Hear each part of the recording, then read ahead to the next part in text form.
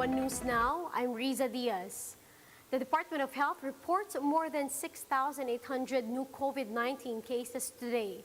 This pushes the country's total caseload to nearly 1.4 million.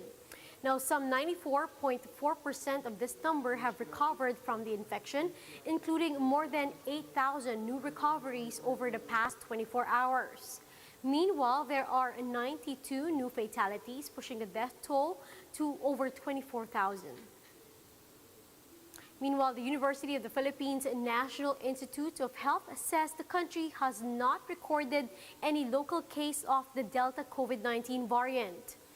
In the Laging Handa press briefing, Dr. Eva Maria de la Paz of UP-NIH Executive Director said that all of the 17 Delta variant cases recorded in the country were incoming international travelers. She noted that one of the ways to prevent the spread of the Delta variant is for Filipinos to receive their shots of COVID-19 vaccines.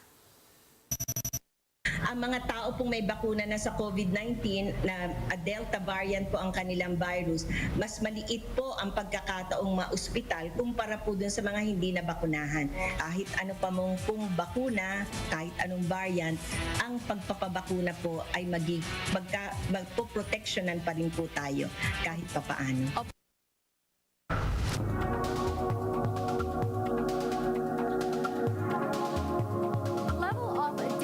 Of the Delta variant supposedly depends on vaccine levels of a country. This means that countries with slow vaccination programs must be more vigilant against this highly contagious COVID variant.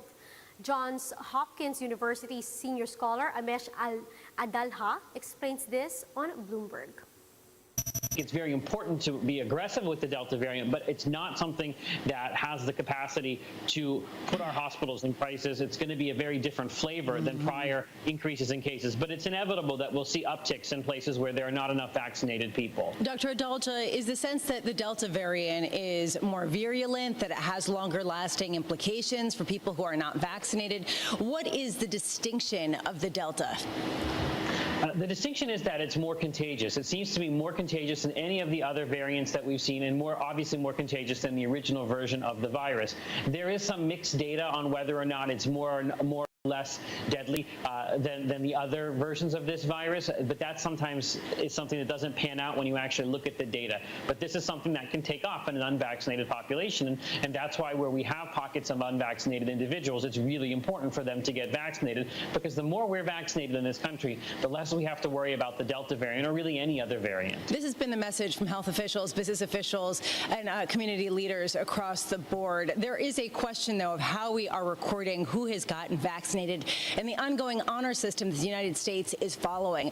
Do you think the honor system is the way to go, or should there be a more formal process of tracking those who've been vaccinated and those who have not been? Well, it's important to remember that when you get vaccinated, your state, there's an immunization registry, so that's all recorded. That's where the CDC gets its numbers. So those numbers are correct, but there's nothing on your person that you have that really tells people that you're vaccinated. You have these flimsy cards that are really not anything that can be considered an official document. I do think that this was an opportunity early on that the government should have thought about. Is there a way just to have an app on people's phone that tells them their vaccination status so people can trust it? New York State did something called the Excelsior Pass, but it really didn't take off. So I think that this is something we really should see private industry innovating to put your vaccination records in an app. Not just COVID-19, but all of them, I think would be really good. Yeah, Amish, I think a huge body of our viewers and listeners agree, Amish, with what you just said. And to me, the 2-minute drill is who's going to drive this forward. Are you telling me American Airlines is going to set public policy for America? I do think it's probably going to come from the private sector, because the Biden administration has said that they don't want to do anything like this. You might see some states do it.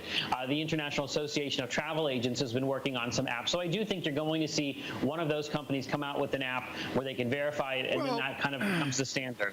Lisa, let's go to our other guest here this morning. Jonathan Farrell's been traveling recently. John, forget about it. You're living it. What's it like on an airplane or getting on and off where you don't know if the guy next to you is vaccinated? Full disclosure, folks Pharaoh is vaccinated? Look, I think, personally, Tom, I think it's an absolute disgrace that we still haven't sorted out the travel corridor between London and New York. I think it's ridiculous. You mentioned the private solution. I'm sure the likes of American Airlines, United, Delta would love to sort something out like that from London to New York. The fact of the matter is, we're still shut down. It was really interesting to see the president go with his delegation and a bunch of journalists over to London, over to Cornwall the other week, wasn't it? And then go over to Geneva. And then we had the theatre of the mask and the elbow bumps in the UK, and then over to Geneva without a mask and the handshakes. I've got to say, Doctor, for a lot of people, it's incredibly frustrating. And I don't want to get too personal about the matter right now, but I do want your opinion on why on earth we haven't addressed this travel situation. It's really mind-boggling. I think now with fully vaccinated individuals, they can go back to their pre-pandemic life. They should be able to travel freely without testing, without quarantine. That needs to be the standard. It's just that these countries are on different timescales, and a lot of them are reticent. Just look at Canada. They will not let Americans in that are fully vaccinated. It really makes no sense to me, and I think we have to start moving past this pandemic, this acute phase of the pandemic, because if you're why did you get fully vaccinated if you actually don't get the ability to kind of have your ability to move around the world back? So I think this is something we need to address, and I know they're working hard to figure this out, but it's going to take some time. And we'll be back with more stories after the break. Keep it here on One News.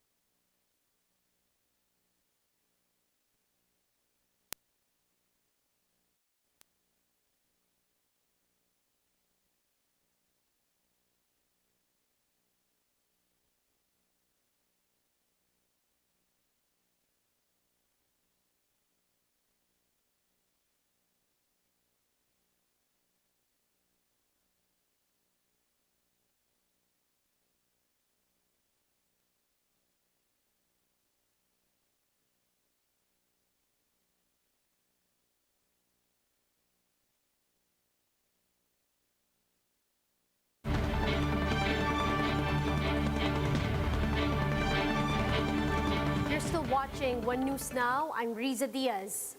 Senate President Tito Soto has filed a Senate resolution to express profound sympathy and sincere condolences on the death of Pinoy. Soto underscored Pinoy's notable legacy as a president, such as the Philippines' landmark victory against China in the Hague's arbitration case, and the country's remarkable economic growth since the start of the 2010s decade. The Senate President also highlighted Pinoy's landmark projects such as the Metro Manila Skyway Stage 3, the Sin Tax Reform Law, K-12 program, and the Pantawid Pamilyang Pilipino program. Now here are other stories we're keeping our eyes on. Mourning citizens continue to flock to Pinoy's burial site at the Manila Memorial Park in Sucat, Parañaque. The late president's burial site is open to public from 7 in the morning until 5 p.m.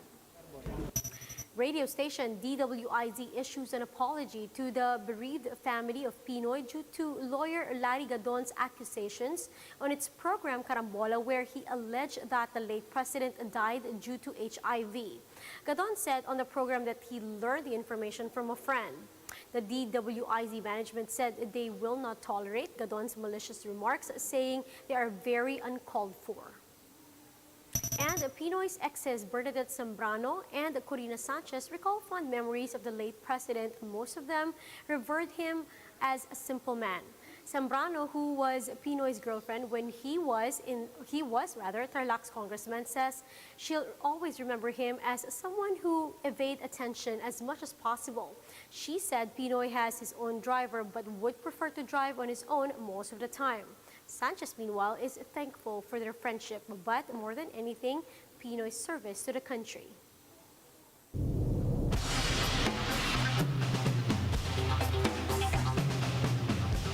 Former U.S. officer Derek Chauvin, who was tagged for the murder of George Floyd, is sentenced to a 22.5 years imprisonment.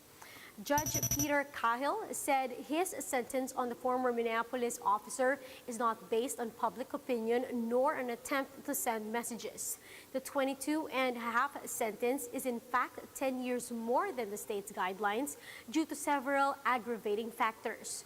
With consistent good behavior, Chauvin could be paroled after serving 2/3 of his sentence, or about 15 years.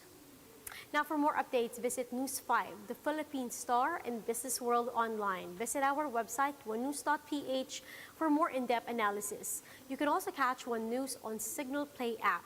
Register for a free account now at www.signalplay.com and stream One News live anytime, anywhere. I'm Riza Diaz. We are One News.